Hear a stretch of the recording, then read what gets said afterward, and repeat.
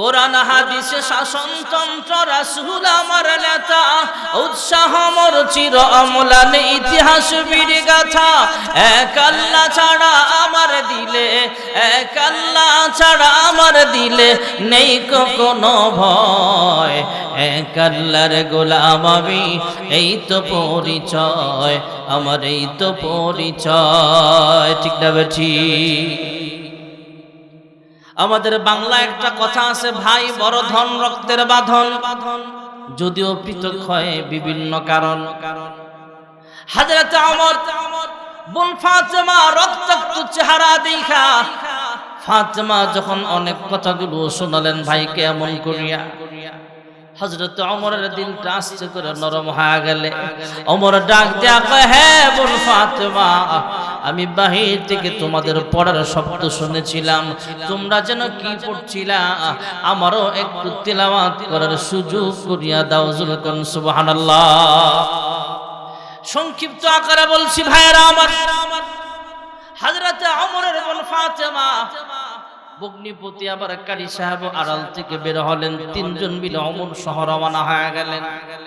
পথিমধ্যে আরো কয়েকজন সাহাবী একসাথে হলো, আল্লাহর হাবিবের কাছে পৌঁছিয়া গেলে আল্লাহর হাবিবের হাতে হাত রেখে কালিমা পড়ে মুসলমান হয়ে যায়।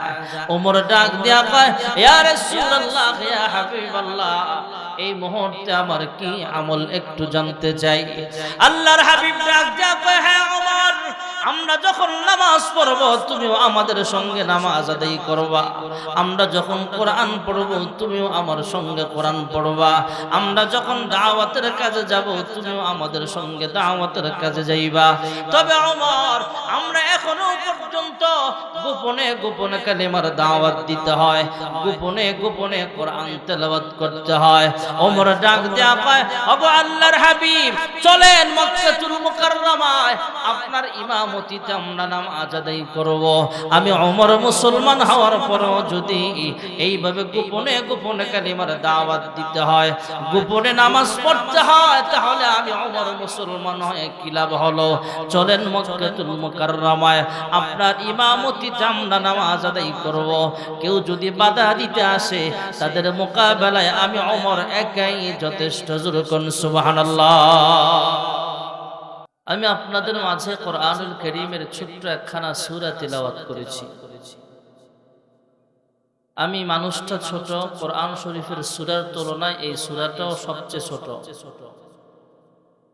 আমার সময় কম, আমার পরে আরেকজন আলোচক রয়েছেন। কোরআন শরীফে সবচেয়ে কম আয়াত যেই দুইটা সূরা তিনটা সূরা রয়েছে, এর মধ্যে একটা সূরা হলো সূরাতুল কাউসার। অল্প সময়ে, সংক্ষিপ্ত সময়ে এই সূরাকে সামনে রেখে অল্প সময় কিছু আলোচনা হবে। আল্লাহ তাআলা যেন ইখলাসের সাথে বলার এবং শুনবার তৌফিক দান করেন। সকলে বলে আমিন। সূরার নাম সূরাতুল কাউসার। সূরার নাম কি? সহজ নাম, সবারই তো মুখস্থ থাকার কথা। অনেকের এলাকার অনেক মানুষ আছে যার নাম কাউসার, আছে না নাই? এলাকার যে কাউসার ভাই আছে, কাউসার ভাইয়ের সাথে আপনার রাগ আছে নাকি? আস্তে কোন জোরে কোন, সূরার নাম কি? মাশাআল্লাহ। দূর থেকে কেউ আওয়াজ শুনলে মাইকের বুঝবে এখানে কিছু মানুষ আছে। এক মাহফিলে বক্তা গেছে, বারবার শ্রোতাদেরকে কয় জোরে কোন জোরে কোন, এরপরও কয় না। লাস্টে মহিলা ফ্যান্ডেল থেকে স্লিপ পাঠাইছে হুজুরের কাছে, হুজুর মাইক গেটের সামনে সরান, আমগরের সামনে বয়ান, দেখেন কেমন আওয়াজ দেই।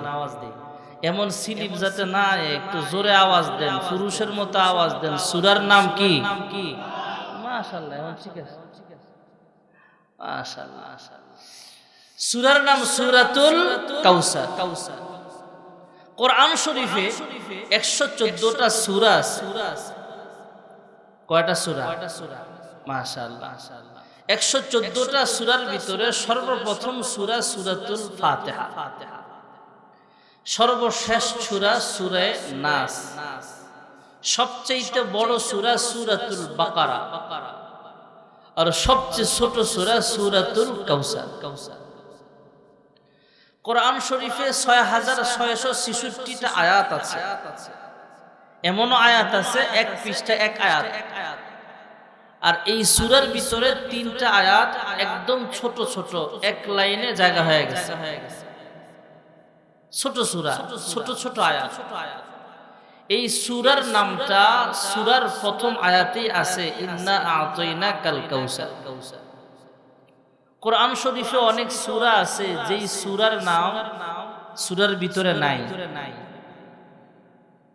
কিছু সূরার ভিতরে একটা সূরা হলো সূরাতুল ইখলাস। আল ইখলাস শব্দটা কুল হুয়াল্লাহ সূরার ভিতরে কোথাও নাই, কিন্তু সূরার নাম সূরা ইখলাস। আরেকটা সূরা আছে সূরাতুল ফাতিহা। এই সূরার আরেকটা নাম আলহামদুলিল্লাহ সূরা, এই নামটা আছে, কিন্তু আল ফাতিহা নামটা নাই।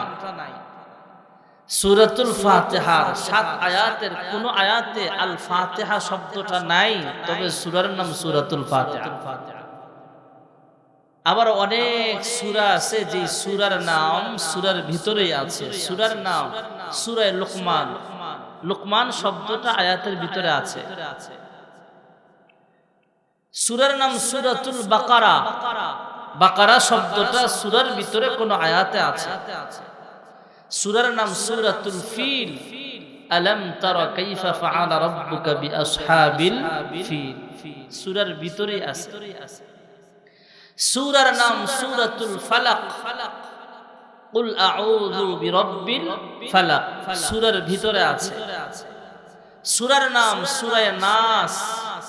কুল আউযু বিরাব্বিন নাস। সূরার ভিতরে আছে। তেমনি একটা সূরা ইন্না আ'তাইনাকাল কাউসার, আয়াতের ভিতরেই নামটা আছে, সূরার নাম সূরা কাউসার। আল্লাহ তাআলা আসমান থেকে এই কিতাব নাজিল করেছেন আমাদের হেদায়েতের জন্য। আমাদের উপরে উম্মতের উপরে নাজিল করেন নাই, উম্মতের রাহবার আমার আপনার নবী বিশ্ব নবী মুহাম্মদুর রাসূলুল্লাহ সাল্লাল্লাহু আলাইহি ওয়াসাল্লামের কাছে আল্লাহ কোরআন অবতীর্ণ করেছেন। এই কোরআন ছাড়াও আসমান থেকে আরো 103 খানা কিতাব আল্লাহ অবতীর্ণ করেছেন। সুবহানাল্লাহ বলেন। আসমানি যত কিতাব আল্লাহ নাজিল করেছেন, কোরআন ছাড়া বাকি 103 খানা কিতাব হলো কিতাবুল্লাহ। আসমান থেকে আল্লাহ তাআলা কিতাব আকারে বাইন্ডিং করে জিবরাইলের মাধ্যমে পাঠায় দিয়েছে। শুধু কোরআনুল কারীম আল্লাহ আসমান থেকে কিতাব আকারে পাঠায় নাই, অন্তরে নাজিল করেছেন। সুবহানাল্লাহ। মহান আল্লাহ রাব্বুল আলামিন কিতাব দিয়েছেন হযরত আদম আলাইহিস সালামের কাছে। আসমান থেকে বাইন্ডিং কইরা জিবরাইল আমিনের মাধ্যমে পাঠায় দিলেন। জিবরাইল আমিন কিতাবখানা আদম পয়গম্বরের হাতে পৌঁছায় দিয়া কয়, হে পয়গম্বর আদম, আল্লাহ রাব্বুল আলামিন আপনাকে এই কিতাব দিয়েছেন, পৃষ্ঠা উল্টা উল্টা উম্মতদেরকে আপনি বিধানগুলো শোনায় দেন। মহান আল্লাহ রাব্বুল আলামিন আসমানি 4 খানা প্রসিদ্ধ কিতাবের মধ্যে একটা কিতাব দিয়েছেন হযরত মূসা আলাইহিস সালামের কাছে, তাওরাত শরীফ। আসমান থেকে বাইন্ডিং কইরা কিতাব আকারে হযরত জিবরাইল আমিনের মাধ্যমে পাঠায়া দিলেন। হযরত জিবরাইল পয়গম্বর মূসা কালিমুল্লাহ আলাইহিস সালামের কাছে কিতাবখানা পৌঁছায়া দিলেন। সাথে সাথে জানায়া দিলেন, হে পয়গম্বর মূসা কালিমুল্লাহ, মহান আল্লাহ রাব্বুল আলামিন আসমান থেকে তাওরাত শরীফ নাজিল করেছেন আপনার উপরে। আপনাকে দিয়ে দিলাম, কিতাবখানা পৌঁছায়া দিলাম, পৃষ্ঠা উল্টা উল্টা উম্মতদেরকে আপনি বিধানগুলো শোনায়া দেন। আসমানি প্রসিদ্ধ আরেকটা কিতাব হলো জাবুর। হযরতে জিবরাইল আমিনের মাধ্যমে আল্লাহ কিতাবখানা পাঠায়া দিলেন। জাবুর কিতাবটাও আসমান থেকে বাইন্ডিং কইরা জিবরাইল আমিনের মাধ্যমে আল্লাহ পাঠায়া দিলেন। কিতাবখানা পৌঁছায়া দিয়ে জিবরাইল আমিন জানায়া দিলেন, হে পয়গম্বর দাউদ, আল্লাহ আপনাকে কিতাব দিয়েছেন জাবুর শরীফ, পৃষ্ঠা উল্টা উল্টা উম্মতদেরকে আপনি বিধানগুলো শোনায়া দেন। আসমানে আরেকটা প্রসিদ্ধ কিতাব হলো ইনজিল শরীফ। এই কিতাবটাও মহান রব্বুল আলামিন আসমান থেকে বাইন্ডিং করে জিবরাইল আমিনের মাধ্যমে পাঠায়া দিলেন। হে পয়গম্বর ঈসা রূহুল্লাহ, আপনাকে আল্লাহ তাআলা কিতাব দিয়েছেন ইনজিল শরীফ, পৃষ্ঠা উল্টা উল্টা উম্মতদেরকে বিধানগুলো শোনায়া দেন। তবে কোরআনুল কারীম মহান আল্লাহ রাব্বুল আলামিন আসমান থেকে অন্যান্য কিতাবের মতো বাইন্ডিং করে কিতাব আকারে পাঠায় নাই। আল্লাহ তাআলা আল্লাহর হাবিবের উপরে সরাসরি নাজিল করেছেন। জোরে কোন সুবহানাল্লাহ। আসমানি যত কিতাব আল্লাহ নাজিল করেছেন সব কিতাবুল্লাহ সরাসরি আসমান থেকে। আপনাদের মসজিদে, আপনাদের মাদ্রাসায় যে কোরআন শরীফটা আছে, কাগজের কোরআন, এভাবে সরাসরি এটা আসমান থেকে আসে নাই। তবে তাওরাত, জাবুর, ইনজিল সহ আসমানি 103 খানা কিতাব আসমান থেকে এমন কাগজের লেখা কিতাব আল্লাহ পাঠিয়েছেন সবগুলো। শুধু কোরআন আল্লাহ জিবরাইলের মাধ্যমে পয়গম্বরকে শোনায়া দিয়েছেন, কলবে লিখিয়া দিয়েছেন। সুবহানাল্লাহ। আল্লাহর হাবিব রাহমাতুল লিল আলামিনের কাছে সর্বপ্রথম আল্লাহ কোরআন নাজিল করেছেন গারে হিরায়। আল্লাহ তাআলা আল্লাহর হাবিবের কাছে একসঙ্গে 30 পারা কোরআন অবতীর্ণ করেন নাই। এক আয়াত, দুই আয়াত, এক সূরা, দুই সূরা, এক রুকু, দুই রুকু, এমন করে করে প্রয়োজন অনুযায়ী আল্লাহ তাআলা 23 বছরের নবুয়তের জিন্দেগিতে আল্লাহর হাবিবের কাছে 30 পারা কোরআন অবতীর্ণ করেছেন। যুরকুন সুবহানাল্লাহ। হযরতে জিবরাইল আমিন আল্লাহর হাবিবের কাছে গমনাগমন করেছেন 24,000 বার। সুবহানাল্লাহ। কোরআন নিয়ে সর্বপ্রথম এসেছিলেন গারে হিরায়। সমতল থেকে 2500 ফুট উঁচা পাহাড়। ভাইয়েরা আমার, আল্লাহর হাবিব রাহমাতুল লিল আলামিন তখনও আনুষ্ঠানিকভাবে নবুয়ত প্রদান করা হয় নাই।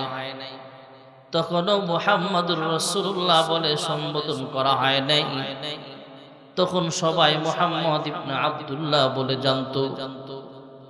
মুহাম্মদ ইবনে আব্দুল্লাহ সংসারের ভিতরে আল্লাহর হাবিবের সহধর্মিণী ছিলেন আম্মা জান খাদিজাতুল কুবরা।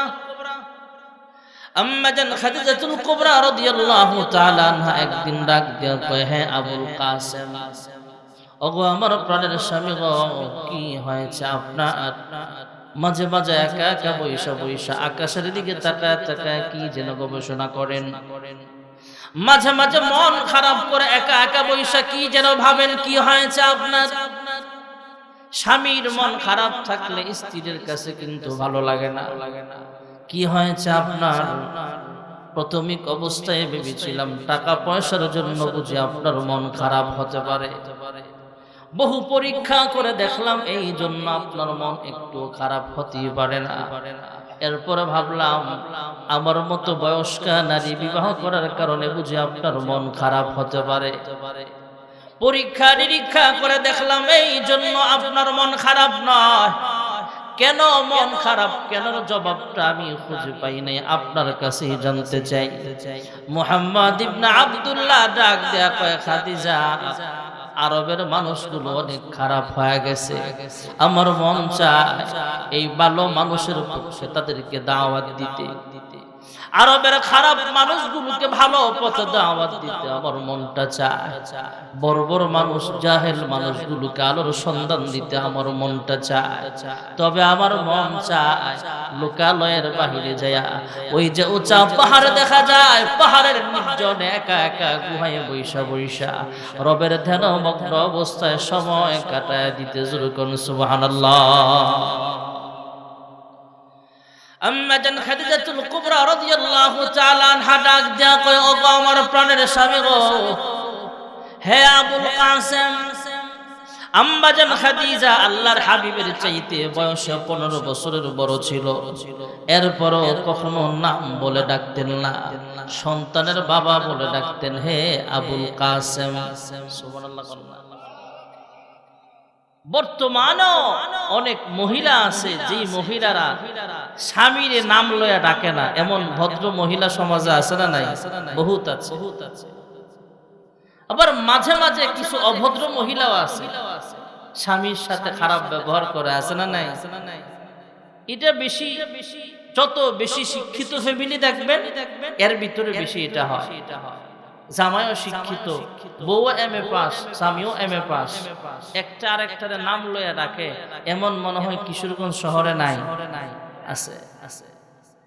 জামাইও এমএ পাস, বউ এমএ পাস, একটা আর একটার নাম লইয়া ডাকে। জামার নাম হচ্ছে সাগর, বউর নাম হচ্ছে নদী, এমন আছে না নাই? একটা আর একটার নাম লইয়া ডাকতে, হে সাগর এদিকে আয়ো, হে নদী কাম হিয়ার। ডাকতে ডাকতে আল্লাহ একটা পিচ্ছি পোলা দিছে। পোলা যখন কথা কও শিখছে, এও আব্বা আম্মা না ডেকে ডাকতে, হে সাগর, হে নদী। সুবিধা হয়েছে না অসুবিধা? আর কথা কও না, ঘুমাইতেছেন নাকি আপনারা? সুবিধা না অসুবিধা? অসুবিধা। রাত্রে বেলায় সাগরে নদীরে ডাক দিয়া পোলা যখন ঘুমাইছে, কিরে নদী, আমরা জামাইবো একটা আর একটা নাম লয়ে ডাকি, অসুবিধা নাই। পোলা যে নাম লয়ে ডাকে, কামগর কাছ থেকে শূন্য তো নাম লয়ে ডাকে, চলো একটা সিস্টেম করি। কয় কি সিস্টেম? আমার কাছে একটা বুদ্ধি আছে। মহিলা মানুষ অনেক চালাক মনে করে নিজেদেরকে। আমাদের দেশের এক চালাক মহিলা দেখেন না, এখন দেশে জায়গা নাই, বিদেশে বই রয়েছে, বেশি চালাক। মহিলাদের বুদ্ধি আছে, তবে পুরুষের চাইতে কম। বেশি না কম? কম। কিন্তু ওরা অতি চালাকি দেখাতে যায়, মাঝে মাঝে ভুল করে।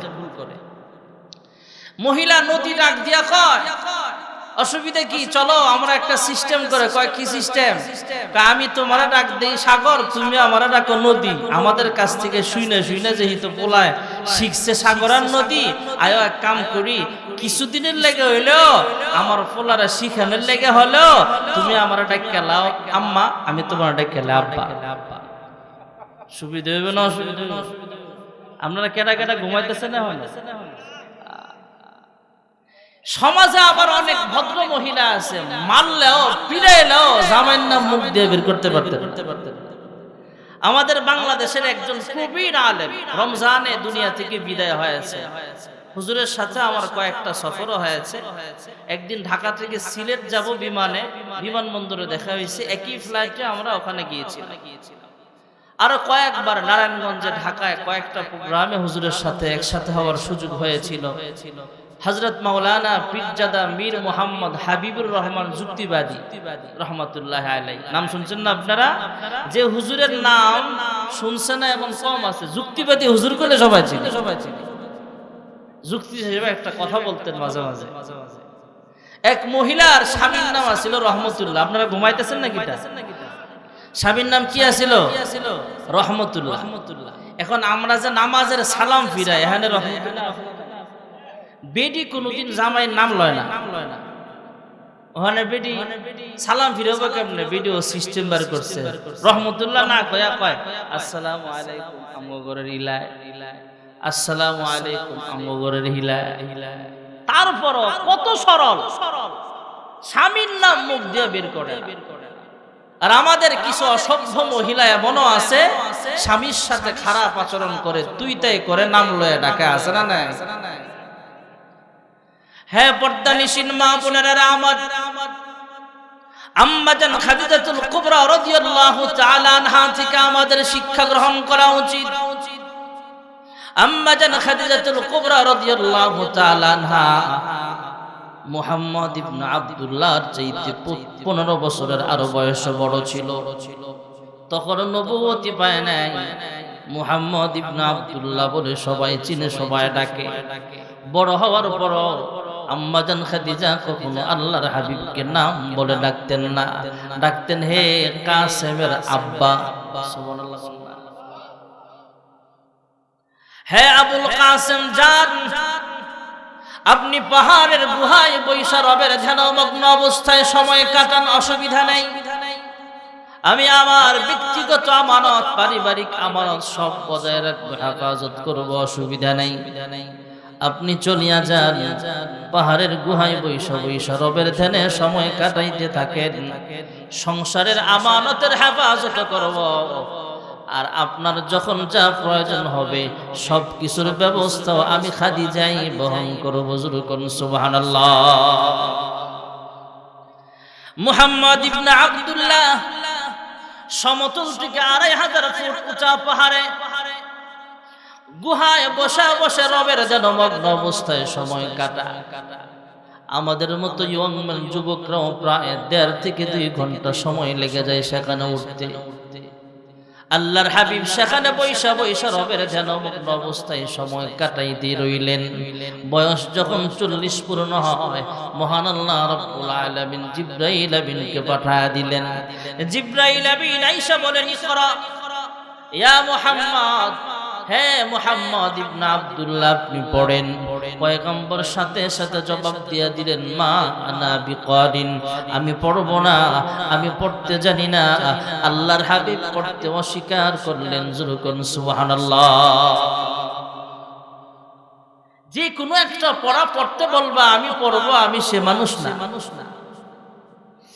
আল্লাহর হাবিব বলেন, আমি দুনিয়ার কোন স্কুল কলেজ ভার্সিটি মাদ্রাসায় পড়াশোনা করি নাই, তবে উতিতুল ইলমাল আউয়ালিন ওয়াল আখিরিন, আমি দুনিয়ার কোন শিক্ষা প্রতিষ্ঠানে শিক্ষা গ্রহণ করি নাই, তবে পৃথিবীর শুরু থেকে শেষ পর্যন্ত সমস্ত ইলম মহান আল্লাহ রাব্বুল আলামিন আমার অন্তরে ঢেলে দিয়েছেন। জুরকুন সুবহানাল্লাহ। আল্লাহর হাবিব রাহমাতুল লিল আলামিন বলেন, আমি দুনিয়ার কোন শিক্ষকের কাছে শিক্ষা গ্রহণ করি নাই, আমি দুনিয়ার কোন উস্তাদের কাছে লেখাপড়া করি নাই, তবে বুইস্তু মুআল্লিমা, আমার আল্লাহ শিক্ষক বানায় পাঠাইছেন। জুরকুন সুবহানাল্লাহ। জিবরাইল আমিন আবার বললেন, ইকরা, পয়গম্বরের সাথে সাথে জবাব দিলেন, মা আনা বিকারিন। আবার বললেন, ইকরা, পয়গম্বরের সাথে সাথে জবাব দিলেন, মা আনা বিকারিন। এক পর্যায়ে জিবরাইল আমিন পয়গম্বরের সিনার সঙ্গে সিনা লাগায়া মুআনাকা করলেন, আস্তে করে একটা চাপ দিলেন। আপনাদের আমাদের বাজারে যেমন ফটোস্টেট মেশিন পাওয়া যায়, এক পৃষ্ঠা থেকে যেমন ভাবে আরেক পৃষ্ঠা ফটোকপি করা যায়, জিবরাইলের সিনার সঙ্গে পয়গম্বরের সিনা লাগার সঙ্গে সঙ্গে জিবরাইলের সিনার ভিতরে যত ইলম ছিল সবগুলো ইলম ফটোস্টেট করে আল্লাহর হাবিবের অন্তরে মহান আল্লাহ তাআলা লিখিয়া দিয়েছেন। জুরকুন সুবহানাল্লাহ। এবার জিবরাইল আমিন যখন রবের নামে পড়তে বললেন, ইকরা বিসমি রাব্বিকাল্লাযী খালাক, রবের নাম শোনা মাত্রই আল্লাহর হাবিব এবার পড়তে শুরু করে দিলেন, ইকরা বিসমি রাব্বিকাল্লাযী খালাক। জুরকুন সুবহানাল্লাহ। মহান আল্লাহ রাব্বুল আলামিন জিবরাইল আমিনের মাধ্যমে কোরআনুল কারীম অবতীর্ণ করেছেন, তাই জিবরাইলের নাম আল আমিন। نزل به الروح الأمين।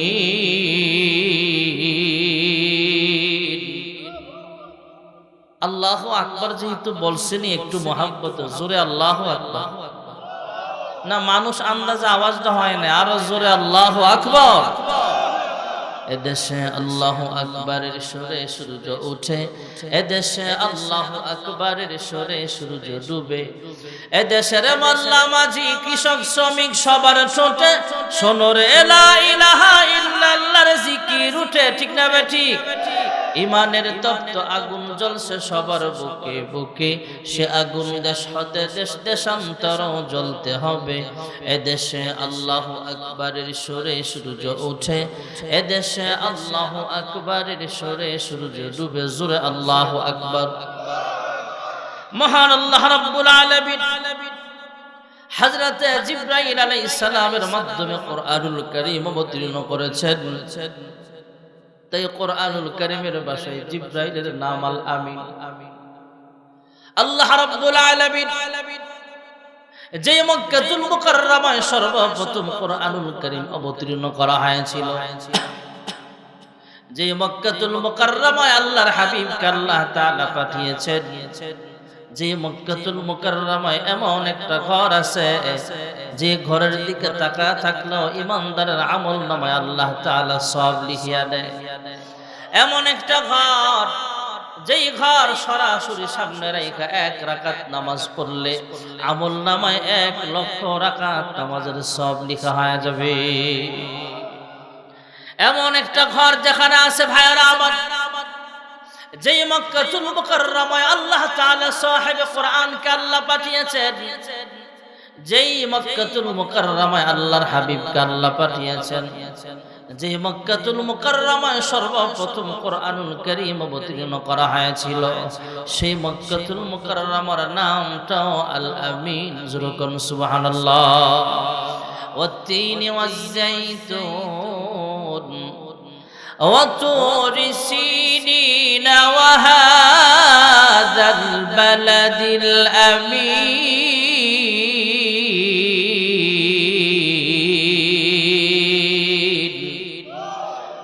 কুরআনুল কারীমের ভাষায় জিবরাইলের নাম আল আমিন। যেই মক্কাতুল মুকাররমায় সর্বপ্রথম কোরআন অবতীর্ণ করা হয়েছিল, সেই মক্কাতুল মুকাররমার নামটাও আল আমিন। হাবিবে কিবরিয়া সাহেবে কোরআন মুহাম্মদুর রাসূলুল্লাহ সাল্লাল্লাহু আলাইহি ওয়াসাল্লাম, যিনার কাছে আল্লাহ কোরআনুল কারীম অবতীর্ণ করেছেন, যে পয়গম্বরের কাছে আল্লাহ তাআলা কোরআন নাযিল করেছেন, সেই পয়গম্বরের নামটাও আল আমিন। যুরকুন সুবহানাল্লাহ। ইয়া মুহাম্মদ জগত জালা, ইয়া মুহাম্মদ জগত জালা, কমলি ওয়ালা তোমারি নাম, মদিনা ওয়ালা তোমারি নাম। এই পৃথিবীর নামে ঢঙ্কা, এই পৃথিবীর নামে ঢঙ্কা, সবারি সেরা তোমারি নাম, কৌসর ওয়ালা তোমারি নাম। ফকির দরবেশ বাদশাগণের, ফকির দরবেশ বাদশাগণের, গলারি মালা তোমারি নাম, কমলি ওয়ালা তোমারি নাম। লৌহে মাহফুজে আছে যে লেখা, লৌহে মাহফুজে আছে যে লেখা, মিমেরি দ্বারা তোমারি নাম, আলামিন উপাধি তোমারি নাম। আল্লাহর হাবিব রাহমাতুল লিল আলামিন এতদিন ছিলেন শুধু মুহাম্মদ ইবনে আব্দুল্লাহ, এখন নামের সঙ্গে আরেকটা শব্দ সংযোগ হয়ে গেল, মুহাম্মাদুর রাসূলুল্লাহ। জোরে কোন সাল্লাল্লাহু। সবচেয়ে সংক্ষিপ্ত দুরূদ হলো সাল্লাল্লাহু আলাইহি ওয়াসাল্লাম, আর সবচেয়ে বড় দুরূদ দুরূদ ইব্রাহিম, নামাজে যেটা আমরা পড়ি। কেউ যদি রাসূলের উপরে একবার দুরূদ শরীফ পড়ে, আল্লাহ তাআলা তার উপরে 10টা রহমত নাজিল করে দেন, 10টা গুনাহ মাফ করে দেন, জান্নাতে 10 মর্তবা জান্নাতে মর্যাদা বাড়ায়া দেন। এজন্য আমরা যখন সময় পাবো তখন দুরূদ শরীফ বেশি বেশি পড়বো। পারবো তো ইনশাআল্লাহ? সংক্ষিপ্ত দুরূদ পড়তে পারেন। দুরূদ ইব্রাহিম যদি পড়তে কষ্ট হয়, বড় মনে হয়, সংক্ষিপ্ত দুরূদ পড়েন, সাল্লাল্লাহু আলাইহি ওয়াসাল্লাম, সাল্লাল্লাহু আলাইহি ওয়াসাল্লাম, সাল্লাল্লাহু আলাইহি ওয়াসাল্লাম। এই আমলটা করতে পারবো তো ইনশাআল্লাহ? মহিলারা রান্না করতেছে তখনও ঠোঁট লড়ায় লড়ায় বলতে পারে সাল্লাল্লাহু আলাইহি ওয়াসাল্লাম। আমরা দোকানদারি করতেছি তখনও পড়তে পারবো সাল্লাল্লাহু আলাইহি ওয়াসাল্লাম। কেউ রিকশার ড্রাইভার, রিকশা চালাচ্ছেন তখনও পড়তে পারবেন সাল্লাল্লাহু আলাইহি ওয়াসাল্লাম, সাল্লাল্লাহু আলাইহি ওয়াসাল্লাম। পড়তে অসুবিধা হবে না। রাস্তা দিয়ে হাঁটতেছেন একা একা, পড়েন না সাল্লাল্লাহু আলাইহি ওয়াসাল্লাম, সাল্লাল্লাহু আলাইহি ওয়াসাল্লাম। পারবো তো ইনশাআল্লাহ? মুহাম্মদুর রাসূলুল্লাহ সাল্লাল্লাহু আলাইহি ওয়াসাল্লাম আনুষ্ঠানিকভাবে নবুয়ত প্রাপ্ত হওয়ার পর আল্লাহ তাআলার হুকুমে ঘরোয়া পরিবেশে মানুষদেরকে কালিমার দাওয়াত দিতে লাগলেন। আম্মা জান খাদিজাতুল কুবরা রাদিয়াল্লাহু তাআলা আনহাকে কালিমার দাওয়াত দিলেন। আম্মা জান খাদিজাতুল কুবরা রাদিয়াল্লাহু তাআলা আনহা উল্টা পাল্টা ইশকাল করে নাই, প্রশ্ন করে নাই, সহজে কালিমা পড়ে মুসলমান হয়ে গেলেন। আল্লাহর হাবিব জানতে চাইলেন, খাদিজা, আমি যদি মানুষের কাছে কালিমার দাওয়াত দেই, মানুষের কাছে কালিমার দাওয়াত নিয়ে যায়, মানুষ আগে নবুয়তির প্রমাণ চাইবে, প্রমাণ পাওয়ার পরে ইচ্ছে হলে মুসলমান হবে, ইচ্ছে না হলে মুসলমান না হবে। কিন্তু খাদিজা তুমি এত সহজেই কালিমা পড়ে মুসলমান হয়ে যাইবা কল্পনাও করতে পারি নাই। আম্মাজান খাদিজাতুল কুবরা রাদিয়াল্লাহু তাআলা আনহা ডাক দিয়া কয়, ইয়া রাসূলুল্লাহ, ইয়া হাবিবাল্লাহ, ওগো আল্লাহর হাবিব, হে আবুল কাসেম, ওগো আমার প্রাণের স্বামী গো, মানুষ আগে নবুয়তির প্রমাণ চায়, প্রমাণ পাওয়ার পরে মুসলমান হবে কি না হবে তারপরে সিদ্ধান্ত জানাবে। তবে আমি খাদিজা বহু আগেই নবুয়তির প্রমাণ পেয়ে সিদ্ধান্ত নিয়ে অপেক্ষায় ছিলাম, আপনি কখন বলবেন নবুয়ত প্রাপ্ত হয়েছেন, আর আমি খাদিজা সঙ্গে সঙ্গে কালিমা পড়ে মুসলমান হয়ে যাব। আল্লাহর হাবিব ঘরোয়া পরিবেশে ঘনিষ্ঠ মানুষদেরকে কালিমার দাওয়াত দিতে লাগলেন চুপে চুপে। আল্লাহর হাবিবের বন্ধু আবু বকরকে কালিমার দাওয়াত দিলেন। আবু বকর ছিলেন আল্লাহর হাবিবের ছোট্টবেলার বন্ধু, যৌবনকালের বন্ধু, মাদানী জিন্দেগির বন্ধু ছিলেন আবু বকর। হিজরতের রাতের সাথীও ছিলেন আবু বকর। মক্কি জিন্দেগির সবচেয়ে কাছের সাহাবীও ছিলেন আবু বকর। ইন্তেকালের পরে রওজায়ে আতহারের সাথীটাও হলেন আবু বকর। যুরকুন সুবহানাল্লাহ। দুই সাথীকে পাশে নিয়ে হায় ঘুমিয়ে আছেন নিঝুম নিরালায়, সাড়া দাও রাসূলুল্লাহ রওজা পাকের কিনারে। আল্লাহর হাবিব ঘনিষ্ঠ বন্ধু আবু বকরকে কালিমার দাওয়াত দিলেন। আবু বকর অল্প কথার ভিতরেই বিশ্বাস করে কালিমা পড়ে মুসলমান হয়ে গেলেন। আল্লাহর হাবিব জানতে চাইলেন, হে আবু বকর, বন্ধু বন্ধুকে এমন ভাবে বিশ্বাস করে এটা কেমনে হইল? বন্ধু বন্ধুকে এমন বিশ্বাস করে এমন নজির কম পাওয়া যায়। তুমি তো আমার সব কিছুই জানো, আমাকে ভালো করে চিনো, এরপরও এত সহজে আমার নেতা হিসেবে গ্রহণ করলা আমি কল্পনাও করি নাই। এ আবু বকর, তুমি উল্টা পাল্টা কোনো এশকাল করো নাই, এত সহজেই কালিমা পড়ে মুসলমান হয়ে গেলা। আবু বকর ডাক দিয়া কয়, ইয়া রাসূলুল্লাহ, ইয়া হাবিবাল্লাহ, আমি আবু বকর আপনাকে ভালো করে চিনি এবং জানি। এই 40 বছর কোনোদিন একটা মিথ্যা কথাও আপনি বলেন নাই। যার জীবনে একটা মিথ্যা কথা নাই তিনি হলেন আমাদের নবী। সুবহানাল্লাহ বলেন। আর আমাদের জীবনে মিথ্যা কথার অভাব নাই। অনেকে আছে 8-10টা মিথ্যা কথা না কইয়া সকালে নাস্তা খায় না। পাওনাদার ফোন দিছে, কিরে ভাই 10,000 টাকা নিছিলি, 10 দিনের কথা কইয়া এখন দিয়ে 10 মাস, তো 10 মাস 10 বছরও পার হয়, এমন আছে না নাই? কতস্ত কই আমি তো ঢাকা মেডিকেল রুগী লই আইছি, বই রয়েছে কিন্তু তারাই বই চা খায়। এমন মিছা কথা কই না, সমাজও নাই মনে হয়। বিশেষ করে রাজনৈতিক অঙ্গনে মিথ্যার অভাব নাই। বিশেষ করে রাজনৈতিক অঙ্গনে সবাই না, কিছু কিছু নেতা এমন আছে রাষ্ট্রের প্রধান হইল মানুষের এত ওয়াদা পূরণ করতে পারবে না, নির্বাচনের আগে যা ওয়াদা দেয়, এমন আছে না নাই?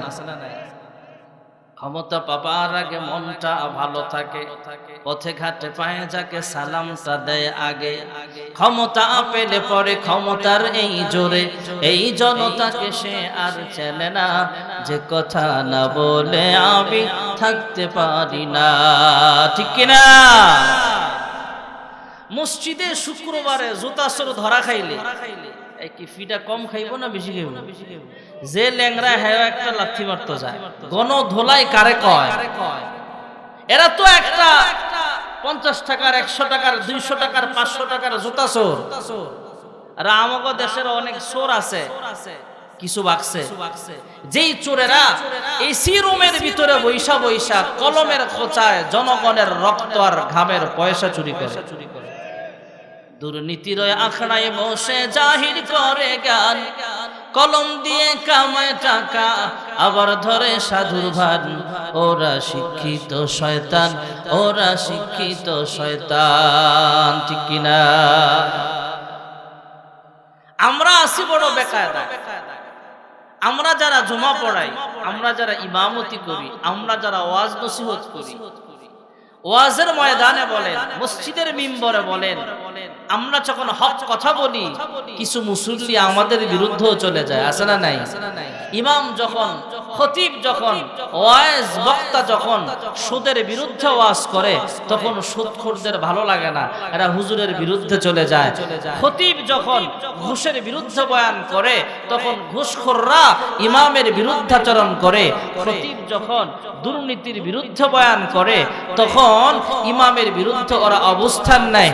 এমনকি ইমাম সাহেবকে, খতিব সাহেবকে ওই মসজিদ থেকে বিদায় করে দেয়, আছে না নাই? আমরা উলামায়ে কেরাম বলি, আগামী বছর দাওয়াত দেন বা না দেন, ইমামতি থাক বা না থাক, খতিবগিরি থাক বা না থাক, আমার নেতাগিরি টিকুক বা না টিকুক, আমরা হক্কানি উলামায়ে কেরাম। এখানে অনেক উলামায়ে কেরাম আজকে স্টেজে আগমন করেছেন, আমার আগেও কয়েকজন বয়ান করেছেন, আমার পরেও আলোচক বৃন্দ রয়েছেন। ভাইরা আমার, বন্ধুরা আমার, প্রত্যেকটা আলেম হক্কানি উলামায়ে কেরাম। এই হক্কানি উলামায়ে কেরাম, রব্বানি উলামায়ে কেরাম, আহলে হক আলেম কিয়ামত পর্যন্ত ফাঁসির মঞ্চকে পরোয়া করে না। জিন্দেগিটা চলে যাক, ফাঁসির মঞ্চ হতে পারে, জেল খাটা লাগতে পারে, জীবনটাও চলে যেতে পারে, শহীদি মর্যাদাও হওয়া লাগতে পারে, শহীদি তামান্না নিয়ে সামনে আগায়। চাকরি থাক বা না থাক, ফাঁসির মঞ্চে দাঁড়ায়ও উলামায়ে কেরাম হক কথা বলেছে, কিয়ামত পর্যন্ত বলেই যাবে। যেরকম ঠিক নেবে, ঠিক নেবে। কি হবে আলেম হয়ে ইমাম সেজে সমাজেতে, যদি পারো সত্য কথা উচ্চ স্বরে না বলিতে। চাকরির ভয় করো যদি, ছেড়ে দাও ওই না গদি। কি হবে ধোঁকা দিয়ে আল্লাহকে, কি হবে বেঁচে থেকে অযথা বিদ্যা শিখে, যদি না করতে পারো শোষণবিহীন সমাজটাকে। কি হবে বেঁচে থেকে, কি হবে লেখালেখি কলমবাজির এই মহড়া, সমাজের আসল চিত্র যদি না যায় তোলে ধরা। চাকরির ভয় করো যদি, ছেড়ে দাও ওই না গদি। কি হবে ধোঁকা দিয়ে বিবেকটাকে, কি হবে বেঁচে থেকে, ঠিক কিনা? আমাদের লাইফে মিথ্যা কথার অভাব নাই। হযরত আবু বকর সিদ্দিক রাদিয়াল্লাহু তাআলা আনহু ডাক দিয়া কয়, হে আবুল কাসেম, ইয়া রাসূলুল্লাহ, ইয়া হাবিবাল্লাহ, ওগো আল্লাহর হাবিব, 40 বছরের ভিতরে আপনি কোনোদিন একটা মিথ্যা কথা বলেন নাই। আর আপনার সব কথার সাক্ষ্য আমি আবু বকর দিয়েছিলাম। আপনার 40 বছরের সব কথা যেমন ভাবে আপনি সত্য কথা বলেছেন, আমি কোনোদিন সন্দেহ করি নাই। আজকেও যখন বলেছেন নবুয়ত প্রাপ্ত হয়েছেন, আমি আবু বকর বিন্দু পরিমাণ সন্দেহ করি নাই। আমার 100% ইয়াকিন হয়ে গেছে আপনি আসলেই আল্লাহর পাঠানো পয়গম্বর। তাই আমি আবু বকর সঙ্গে সঙ্গে কালিমা পড়ে মুসলমান হয়ে গেছি। আল্লাহর হাবিব রাহমাতুল লিল আলামিন চুপে চুপে মানুষদেরকে কালিমার দাওয়াত দিতে লাগলেন। মুসলমানের সংখ্যা ছিল মাত্র 40 জন মুসলমান, মাত্র 40 জন মুসলমান। আপনাদের এই মুজফ্ফরপুর গ্রামে শুধু 40 জন মুসলমান না, আরো বেশি আছে। ভাইবেন না যে ফ্যান্ডেলের ভিতরে যারা আছি আমরাই বুঝি শুধু বক্তার শ্রোতা। এই মাইকের আওয়াজ যত দূর যায়, বাজার পর্যন্ত যায়, উত্তর দক্ষিণ পূর্ব পশ্চিম যত দূর পর্যন্ত মাইকের আওয়াজ যাইতেছে। অনেক পুরুষ মহিলা বৃদ্ধ বৃদ্ধা এমন আছে যারা ঘুমাচ্ছে না, এখনো বয়ান শুনতেছে ঘরে বৈশা বৈশা, মুনাজাত করে তারপরে ঘুমাবে, এমন আছে না? তাহলে শ্রোতা কি শুধু আমরা না, আরো আছে? অনেক মহিলা আছে দেখবেন আশপাশ উঠানে কয়েকজন বৈশা বৈশা বয়ান শুনতেছে। শুধু মানুষ না, ফেরেশতারাও আমাদের সাথে মাহফিলে আছে, সুবহানাল্লাহ। আর যাদের ইবাদত করা ফরজ, আমাদের বাংলাদেশে শুধু মানুষের জন্য না ওয়াজ মাহফিল, আলাদাভাবে জিনের জন্য তো আর আমরা ওয়াজ মাহফিল সাজাই না। তবে আমরা মানুষ ওয়াজ মাহফিল যেভাবে শুনতেছি, হাজার হাজার লক্ষ লক্ষ জিনেরাও এই মাহফিল গুলো শুনে, সুবহানাল্লাহ। তাহলে শ্রোতা কম না বেশি? যেই কথাটা বলতেছিলাম ভাইয়ারা আমার, পুরা বিশ্বে মুসলমানের সংখ্যা ছিল মাত্র 40 জন। আপনাদের এই গ্রামে মুসলমান 40 জন নাকি আরো কম? কথা কয় না? অনেক বেশি। মক্কাতুল মুকাররমায় মুসলমানের সংখ্যা মাত্র 40 জন। আল্লাহর হাবিব চুপে চুপে মানুষদেরকে কালিমার দাওয়াত দিতে লাগলেন। আল্লাহর হাবিব রাহমাতুল লিল আলামিন মাত্র 40 জনের নবী হলেন, তখন এর বেশি মুসলমান হয় নাই। আবু বকর, উসমান, আলী, হযরতে আম্মা জান খাদিজাতুল কুবরা রাদিয়াল্লাহু তাআলা আনহা সহ মাত্র 40 জন মুসলমানের সংখ্যা। মুসলমানের বাড়ি ঘর পর্যন্ত ভাঙচুর করে দেওয়া হয়, মুসলমান গরিব মুসলমানের দোকানপাট পর্যন্ত ভাঙচুর করা হয়। বিচ্ছিন্ন কিছু ঘটনার সংবাদ আল্লাহর হাবিবের কান পর্যন্ত পৌঁছানো হলে আল্লাহর হাবিব রাত্রেবেলা আল্লাহ তাআলার কাছে দোয়া করেন, আয় আল্লাহ, মুসলমানদের হাতকে আপনি শক্তিশালী বানায়া দেন। হয়তো ওমর, না হয় আবু জাহেল, এই দুজনের একজনকে মুসলমান বানায়া দাও। জোরে কোন সুবহানাল্লাহ। অন্যদিকে আল্লাহর হাবিবের বিরুদ্ধে পরামর্শ করছে আবু জাহেল। আবু জাহেল গোপনে বৈঠক করছে মুহাম্মদ ইবনে আব্দুল্লাহর এই মিশন কেমনে থামানো যায়। আবু জাহেলের নেতৃত্বে কাফের নেতারা একসাথে মজমায় বৈশা মিটিং বসছে, মেল বসছে। গ্রাম্য ভাষায় অনেক এলাকায় কয় মেল বসছে। কি করা যায়? আবু জাহেল জিজ্ঞেস করছে, তোমরা পরামর্শ দাও। এক নেতা দাঁড়ায় কয়, আবু জাহেল, আমার কাছে একটা বুদ্ধি আছে। কয়, কি বুদ্ধি বলো? কয়, মুহাম্মদ ইবনে আব্দুল্লাহকে দেশান্তর করলেই সমস্যার সমাধান হয়ে যাবে। আবু জাহেল ডাক দিয়া কয়, মুহাম্মদ রে দেশান্তর করলে সমস্যার সমাধান হবে না। সুবহানাল্লাহ বলনা। আরেকজন বলো, কি বলবা? আরেকজন দাঁড়ায় কয়, আবু জাহেল, আমার কাছে একটা বুদ্ধি আছে। কয়, কি বুদ্ধি? কয়, মুহাম্মদ ইবনে আব্দুল্লাহকে জেলখানায় আবদ্ধ করো, তাহলেই সমস্যার সমাধান হয়ে যাবে। নাউজুবিল্লাহ।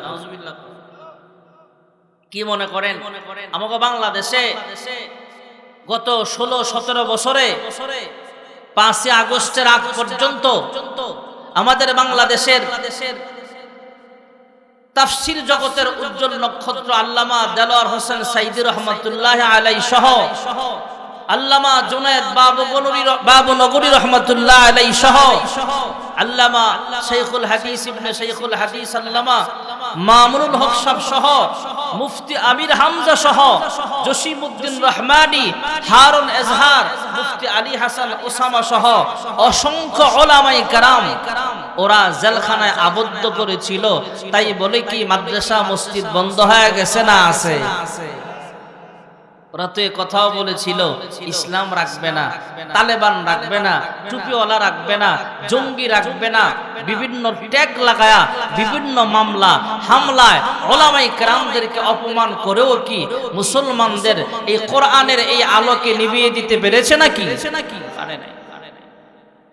ওরা বলেছিল আমরা থাকবো না, আমরা উলামায়ে কেরামকে রাখবে না। এখন 2024-এর 5ই আগস্টের পরে দেখা গেছে উলামায়ে কেরাম ঠিকই আছে, মাদ্রাসা ঠিকই আছে, মসজিদ ঠিকই আছে, ওয়াজ মাহফিল ঠিকই আছে, কিন্তু যারা আমাদেরকে দমিয়ে দেবার চেষ্টা করেছিল এরা নাই। ঠিক না বেঠিক জোরে বলেন? সম্ভবত আপনাদের তারাইল মোড় যখন ঘুরতেছি তখন দেখলাম মোড়ের ভিতরে 2টা মূর্তি উল্টা ঝুলা রয়েছে। ঠিক না বেঠিক জোরে বলেন? আসার সময় গাড়িতে আমরা আলোচনা করতেছি ইব্রাহিম আলাইহিস সালাতু ওয়াস সালাম যে মূর্তি ভাঙছে সেটা আমরা দেখি নাই, তবে 2024-এর 5ই আগস্টে শত শত মূর্তি বাংলাদেশে যে ভাঙছে এটা আমরা দেখছি। ঠিক না বেঠিক জোরে বলেন? ভাইরা আমার, বন্ধুরা আমার, আবু জাহেল ডাক দেয়া কয়, মুহাম্মদকে দেশান্তর করো, কোনো লাভ নাই। অন্য অন্য নেতারা ডাক দেয়া কয়, কেন লাভ নাই? ওই মুহাম্মদ ইবনে আব্দুল্লাহকে যদি দেশান্তর করা হয়, মুহাম্মদ ইবনে আব্দুল্লাহ যে দেশে যাবে সেই দেশের মানুষ তার আখলাক দেখে দলে দলে কালিমা পড়ে মুসলমান হয়ে যাবে। মুহাম্মদ ইবনে আব্দুল্লাহকে জেলখানায় আবদ্ধ করে লাভ নাই। কয় কেন? কয় মুহাম্মদ ইবনে আব্দুল্লাহকে যদি জেলখানায় আবদ্ধ করা হয়, এখন যারা জেলখানায় আছে এরা হলো সমাজের সবচেয়ে খারাপ মানুষ, দেশের সবচেয়ে শীর্ষ সন্ত্রাসীরা, সবচেয়ে দাগী আর আসামিরা আছে জেলখানায়।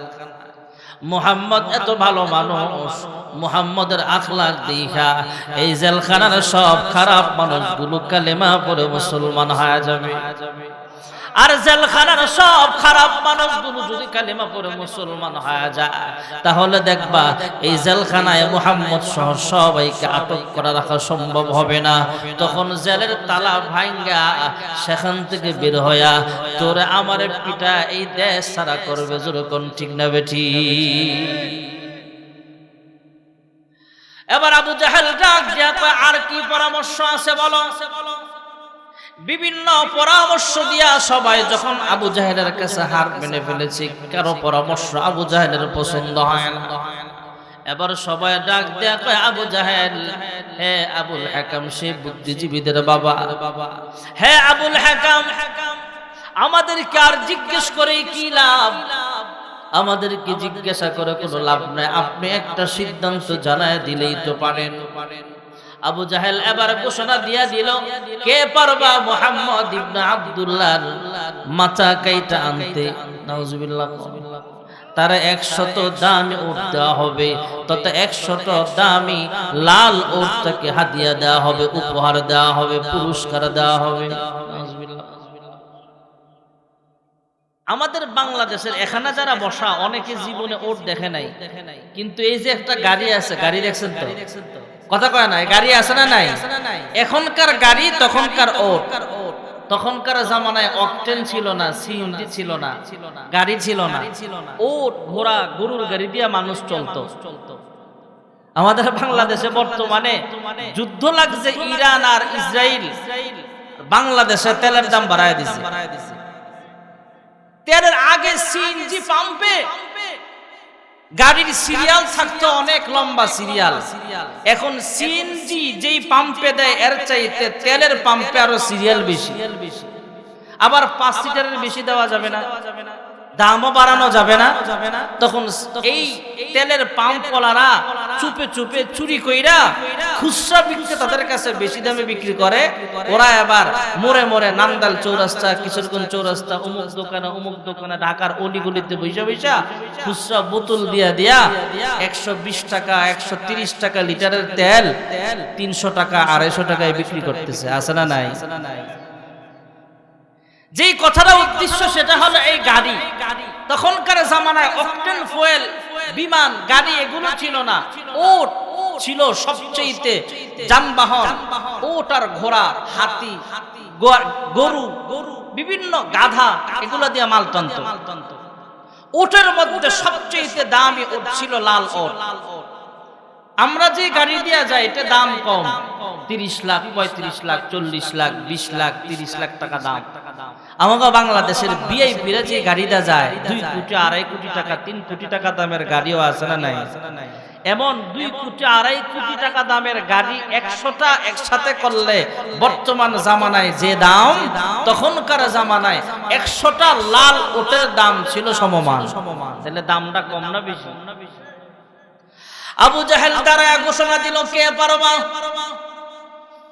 মুহাম্মদের মাথা কাইটা যদি আনতে পারো তোমাকে 100 লাল ওট পুরস্কার দেওয়া হবে। ওমর ইবনুল খাত্তাব তলোয়ার হাতে নিয়ে দাঁড়ায়া কয়, হে আবু জাহেল, সবার সামনে যেমন কমিটমেন্ট করেছো, ওয়াদা করেছো, মুহাম্মদ ইবনে আব্দুল্লাহর মাথা কেটে আনতে পারলে 100 লাল ওট পুরস্কার দেওয়া হবে। আমি রওনা হয়ে গেলাম, যাব আর আসব, মুহাম্মদের মাথা কেটে নিয়ে আসব। নাউজুবিল্লাহ। তুমি কিন্তু প্রস্তুত রাখো পুরস্কারটা। হযরত ওমর ইবনুল খাত্তাব রওনা হয়ে গেলেন। পথিমধ্যে আল্লাহর নবীর একজন গরীব সাহাবীর সঙ্গে দেখা হয়ে যায়। হ্যাঁ ওমর, তলোয়ার হাতে নিয়ে কোন পথে রওনা হইলা? ওমর ডাক দিয়া কয়, সামনে থেকে সরে দাঁড়াও, আজকে মুহাম্মদের সঙ্গে শেষ ফয়সালা হবে। আবু জাহেলের ঘোষণা, কেউ যদি মুহাম্মদের মাথা কাটতে পারে তাকে 100 লাখ পুরস্কার দেওয়া হবে। এই পুরস্কার আমি ওমর ইবনুল খাত্তাব ছাড়া কেউ নেবার মতো সাহস নাই। আমি রওনা হয়ে গেলাম, মুহাম্মদের দেহ থেকে মাথাটা আলাদা করে দেওয়া হবে। নাউজুবিল্লাহ। আল্লাহর নবীর সাহাবী ডাক দেয়া কয়, হ্যাঁ ওমর, মুহাম্মদ ইবনে আব্দুল্লাহর মাথা কেটে পড়ে যাও, আগে তোমার ঘর সামলাও। নিজের ঘরে আগুন লাগছে খবর নাই, অন্যের ঘরের আগুন নিভাইতে আইছো বুঝি? নিজের ঘরে আগুন লাগছে যাও। কয় কি বলো, আমার ঘরে আবার কে আগুন লাগায়া দিছে?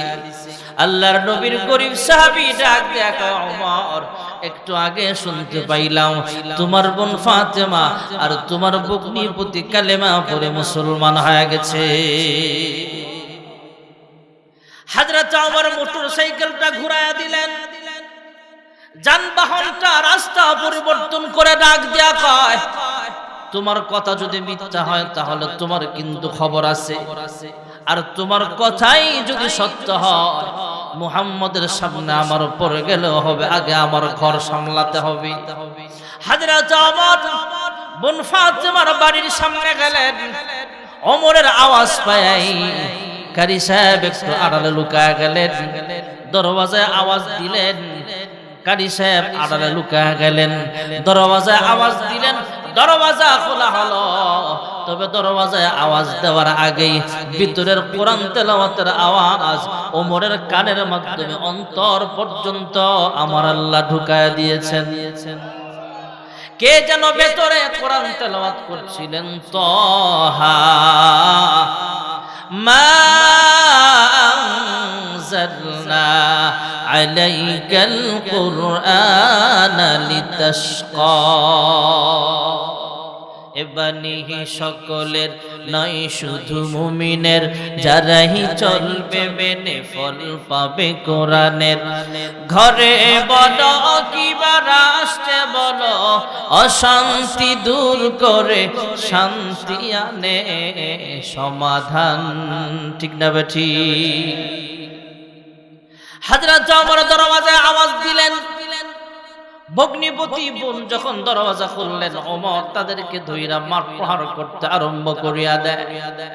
তলোয়ারের উল্টা পিঠ দ্বারা আঘাত করে আর ধমক দিয়া কয়, আমি ওমর, আমার অনুমতি ছাড়া তোমরা কেন মুসলমান হইলা? বোন ফাতেমা ডাক দিয়া কয়, হ্যাঁ ভাই ওমর, মুসলমান হতে গেলে কারো কোনো অনুমতির প্রয়োজন হয় না। আল্লাহ যাকে বলবেন, যাকে পছন্দ করবেন, সেই তো কালিমা পড়ে মুসলমান হয়ে যাবে। হযরত ওমর বোন আর ভগ্নিপতিকে তলোয়ারের উল্টা পিঠ দ্বারা আঘাত করে আর ধমক দিয়া কয়, এই মুহূর্তে কালেমা ছেড়ে দাও, বাপ দাদার ধর্মে আবার ফিরে চলে আসো। রক্তাক্ত চেহারা নিয়ে বোন ফাতেমা ডাক দেয়া কয়, ভাই ওমর, আমাকে মারতে মারতে দুনিয়া থেকে বিদায় করে দিতে পারবা? হ্যাঁ ভাই ওমর, আমাকে শুধু রক্তাক্ত নয়, আমার জীবনটাও যদি চলে যায়, আল্লাহর কসম করে বলি রে ভাই, এক মুহূর্তের জন্য কালেমা ছাড়তে আমি রাজি হব না। এই পৃথিবীর সবই নকল, এই পৃথিবীর সবই নকল, আসল কিছু নয়, এক আল্লাহর গোলাম আমি, এই তো পরিচয় আমার, এই তো পরিচয়। আল কোরআনের সৈনিক আমি, নেই কো পরাজয়, এক আল্লাহর গোলাম আমি, এই তো পরিচয় আমার, এই তো পরিচয়। কোরআন হাদিসে শাসনতন্ত্র, রাসূল আমার নেতা, উৎসাহ মোর চির অম্লান, ইতিহাস বীর গাথা, এক আল্লাহ ছাড়া আমার দিলে, এক আল্লাহ ছাড়া আমার দিলে নেই কোনো ভয়, এক আল্লাহর গোলাম আমি, এই তো পরিচয় আমার, এই তো পরিচয়। ঠিক না বেঠি? আমাদের বাংলা একটা কথা আছে, ভাই বড় ধন রক্তের বাঁধন, যদিও পৃথক হয় বিভিন্ন কারণ। হযরত ওমর বোন ফাতেমা রক্তাক্ত চেহারা দেখা ফাতেমা যখন অনেক কথাগুলো শোনালেন ভাইকে এমন করিয়া, হযরত ওমরের দিলটা আস্তে করে নরম হয়ে গেলে ওমর ডাক দেয়া কয়, হে বোন ফাতেমা, আমি বাহির থেকে তোমাদের পড়ার শব্দ শুনেছিলাম, তোমরা যেন কি পড়ছিলা, আমারও একটু তিলাওয়াত করার সুযোগ করিয়া দাও। জোরে কোন সুবহানাল্লাহ। সংক্ষিপ্ত আকারে বলছি ভাইরা আমার, হযরত ওমরের বোন ফাতেমা ভগ্নিপতি আবার কারি সাহেব আড়াল থেকে বের হলেন, তিনজন মিলে ওমর শহর রওনা হয়ে গেলেন। পথিমধ্যে আরো কয়েকজন সাহাবী একসাথে হলো, আল্লাহর হাবিবের কাছে পৌঁছিয়া গেলে আল্লাহর হাবিবের হাতে হাত রেখে কালিমা পড়ে মুসলমান হয়ে যায়। ওমর ডাক দিয়া কয়, ইয়া রাসূলুল্লাহ, ইয়া হাবিবাল্লাহ, এই মুহূর্তে আমার কি আমল একটু জানতে চাই। আল্লাহর হাবিব ডাক দিয়া কয়, হ্যাঁ ওমর, আমরা যখন নামাজ পড়ব তুমিও আমাদের সঙ্গে নামাজ আদায় করবা, আমরা যখন কোরআন পড়ব তুমিও আমার সঙ্গে কোরআন পড়বা, আমরা যখন দাওয়াতের কাজে যাব তুমিও আমাদের সঙ্গে দাওয়াতের কাজে যাইবা। তবে ওমর, আমরা এখনো পর্যন্ত গোপনে গোপনে কালিমার দাওয়াত দিতে হয়, গোপনে গোপনে কোরআন তেলাওয়াত করতে হয়। ওমর ডাক দেয়া কয়, ওগো আল্লাহর হাবিব, চলেন মক্কাতুল মুকাররমায় আপনার ইমামতিতে আমরা নামাজ আদায় করব। আমি ওমর মুসলমান হওয়ার পরও যদি এইভাবে গোপনে গোপনে কালিমার দাওয়াত দিতে হয়, গোপনে নামাজ পড়তে হয়, তাহলে আমি ওমর মুসলমান হয়ে কি লাভ হলো? চলেন মক্কাতুল মুকাররমায় আপনার ইমামতিতে আমরা নামাজ আদায় করব। কেউ যদি বাধা দিতে আসে তাদের মোকাবেলায় আমি ওমর একাই যথেষ্ট। জোরে কোন সুবহানাল্লাহ। ওমর মুসলমান হওয়ার পরে আল্লাহর হুকুমে প্রকাশ্যে কালিমার দাওয়াত দেওয়া শুরু হয়ে গেল। সুবহানাল্লাহ, সুবহানাল্লাহ। আল্লাহ তাআলা যখন যা প্রয়োজন হয় কোরআনের আয়াত আল্লাহ নাযিল করে। আল্লাহর হাবিবের ছোট্ট ছেলে মারা যায়, এটা বলি আমি শেষ করি। আল্লাহর হাবিবের ছোট্ট ছেলে মারা গেছে। কারো যদি ছেলে মারা যায় মনের ভিতরে কষ্ট আছে না নাই? আল্লাহর হাবিবের মেয়েগুলোর হায়াত লম্বা ছিল, ছেলেগুলোর হায়াত কম। এর পিছনে কারণ আছে। আল্লাহ নিজে কোরআনের আয়াতে বলেন, মা কানা মুহাম্মাদুন আবা আহাদিম মির রিজালিকুম ওয়ালাকিন রাসূলুল্লাহি ওয়া খাতামান নবিয়্যিন।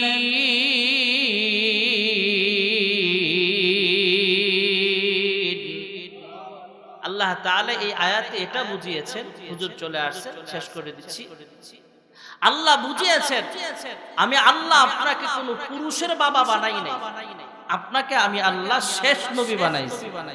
শেষ নবী হওয়াটা এটা একটা গুণ, এই সিফাত আপনাকে দিয়েছি, পুরুষের বাবা বানাই নাই। এর ভিতরে রহস্য অনেক লুকায় রাখছেন মুফাসসিরিন হযরতগণ অনেক ব্যাখ্যা লিখেছেন। একটা ব্যাখ্যা আপনাদেরকে শোনাই, সেটা হলো ইব্রাহিম আলাইহিস সালাম নিজে নবী, সন্তানও নবী, আপনি নিজে চেয়ারম্যান, পোলাও আরেক ইউনিয়নের চেয়ারম্যান, আপনার সম্মান কমছে না আরো বাড়ছে? হুজুরে নিজে ওয়াইজ, নিজে ইমাম, হুজুরের ছেলে আরেক মসজিদে খতমে তারাবি পড়াইছে রমজানে, হুজুরের সম্মান কমছে না আরো বাড়ছে? ইব্রাহিম আলাইহিস সালাম নিজে নবী, সন্তান বড় হইছে, সেও নবী, সম্মান বাবার আরো বাড়ছে। দাউদ পয়গম্বর নিজে নবী, সুলাইমান আলাইহিস সালাম সন্তানও নবী, বাবার সম্মান আরো বাড়ছে। আমার নবী নবী নিজে, কিন্তু ছেলে যদি বড় হয় আর আমার আল্লাহ তাকে নবুয়তি প্রদান না করে, ওই তুলনায় ইব্রাহিম আলাইহিস সালাম, আদম আলাইহিস সালাম আরো অন্যান্য নবীদের চাইতে অনেকাংশে আমার নবীর সম্মান আরো বাড়ে না, বরং কমে যায়। উনি নিজে নবী, ছেলেও নবী, আল্লাহর নবী নিজে নবী, ফোলা নবী না। এই জন্য আল্লাহ নাবালেগ শিশু অবস্থায় সন্তানগুলোকে নিয়ে গেছেন। ভাইয়েরা আমার, বন্ধুরা আমার, সম্মান কমাইবার জন্য না সম্মান বাড়াইবার জন্য? আল্লাহর হাবিবের ছোট্ট ছেলে মারা যায়। কাফের বেঈমানরা ক্রিটিসাইজ করে ঠাট্টা বিদ্রুপ করে এখানে সেখানে বৈশা বৈশা আড্ডা মারে আর কয় মুহাম্মদ ইবনে আব্দুল্লাহ একটা আটখুরা, মুহাম্মদ একটা আটখুরা, মুহাম্মদ একটা নির্বোধ, মুহাম্মদ অমুক, মুহাম্মদ একটা আবতার, মুহাম্মদ একটা নিঃসন্তান, মুহাম্মদ মারা গেলে নির্বংশ হিসেবে সে একটা নির্বংশ, মুহাম্মদের বংশ প্রদীপ জ্বালাইবার মতো কেউ নাই, মুহাম্মদ যদি দুনিয়া থেকে বিদায় নেয় মুহাম্মদের নাম নিশানাও থাকবে না, মুহাম্মদ হলো একটা আবতার।